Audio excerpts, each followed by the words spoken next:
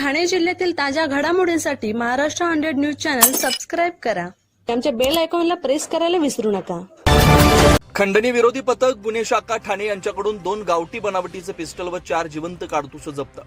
गोपनीय बातमीदारांकडून प्राप्त माहितीच्या आधारे दिनांक 18/1/2026 रोजी 5:56 सुमारास साई पान शॉप समोर फुटपाथवर इंटरसिटी मॉलच्या बाजूला वागळी इस्टेट ठाणे पश्चिम इथं विधी संघर्षित बालक नामे अबक राहणार मुक्काम खजुरिया कला तहसील रामनगर राजापूर जिल्हा चित्रकूट रहेपुरा पोलीस ठाणा राज्य उत्तर प्रदेश हा 2 गावठी बनावटीचे पिस्टल 4 जिवंत काडतूस असा एकूण 2,14,000 रुपये किमतींचा माल अवैधरित्या विक्री करण्याच्या इराद्यानं बेकायदेशीररित्या विनापरवाना कब्जात बाळगून ठेवले असताना मिळून आला.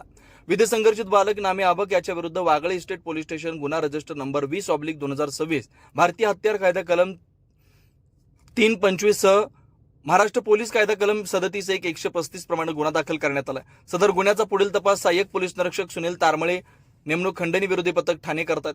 सदरची कारवाई डॉक्टर पंजाबराव उगले अप्पर पोलीस आयुक्त गुन्हे ठाणे शहर, अमरसिंह जाधव पोलीस उपायुक्त गुन्हे ठाणे, विनय घोरपडे सहाय्यक पोलीस आयुक्त शोध 2 गुन्हे शाखा ठाणे यांच्या मार्गदर्शनाखाली खंडणी विरोधी पथकाचे वरिष्ठ पोलीस निरीक्षक शैलेश साळवी, सुनील तारमळे, पोलीस हवालदार 4044 1834 270 1510 1984 शेजवळ, महिला पोलीस शिपाई 8101 भोसले यांनी केले.